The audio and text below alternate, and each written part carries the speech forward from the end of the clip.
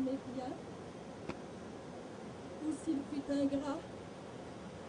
En me le disant, ne sois pas charmante, je ne t'aime pas. Je n'ai pas pleuré, je n'ai pas souffert. Ce n'était qu'un rêve et qu'une folie. Il me suffira que triste soit clair, sans regret du soir, ni mélancolie. Il me suffira de voir ton bonheur, il me suffira de voir ton sourire. Montre-moi comment il entrait ton cœur, et même dis-moi Non. ce qu'on ne peut. Barthel lui a raconté toute l'histoire. Les lettres, la femme qui attend, tout. Je ne l'avais jamais raconté à personne. Pourquoi à moi, Barthel? Parce que j'ai besoin que vous m'aidiez. Moi, vous. Un type s'invente des grandes histoires, en fait. Il peut continuer pendant des années à y croire, peu importe si elles sont folles et invraisemblables. Il les a en lui. C'est tout. Et ça ne pourrait ne jamais finir. Et puis un jour, voilà que quelque chose se casse dans le cœur. Cloc. Sans raison aucune, tout à coup, ça casse. Et tu restes là, sans comprendre comment il se fait que toute cette histoire fabuleuse, elle n'est plus en toi, mais devant. Comme si c'était la folie d'un autre, et cet autre-là, c'est toi. Cloc. Parfois, il suffit d'un rien, même juste une question qui se pointe le bout de son nez. Il suffit de ça. Madame, comment ferais-je pour la reconnaître, cette femme, la mienne, quand je la rencontrerai? Apprenez-moi, vous, comment faire pour la reconnaître quand je la verrai? Fermez les yeux, Barthel, et donnez-moi vos mains.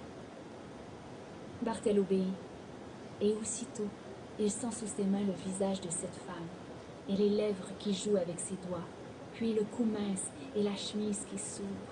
Ses doigts à elle qui guident les siennes le long de ses peaux si chaudes et si douces. Il les y presse pour leur faire sentir les secrets de ce corps inconnu. Serrer cette chaleur, puis remonter vers les épaules, dans les cheveux, puis de nouveau entre les lèvres, où les doigts vont et viennent doucement, jusqu'à ce qu'une voix arrive et les arrête. Regardez-moi, Barthel. Sa chemise est descendue sur ses reins. Un jour, vous verrez une femme, et vous ressentirez tout ça sans même la toucher. Donnez-lui vos lettres. C'est pour elle que vous les avez écrites. Tandis qu'il retire ses mains, en les gardant ouvertes, comme si les refermer c'était tout perdre. Il était si gêné quand il sortit de la chambre qu'il lui semblait voir dans la pénombre la silhouette irréelle d'une femme très jolie, serrée contre un grand oreiller, au fond du lit, sans vêtements, la peau blanche comme une brume de mer.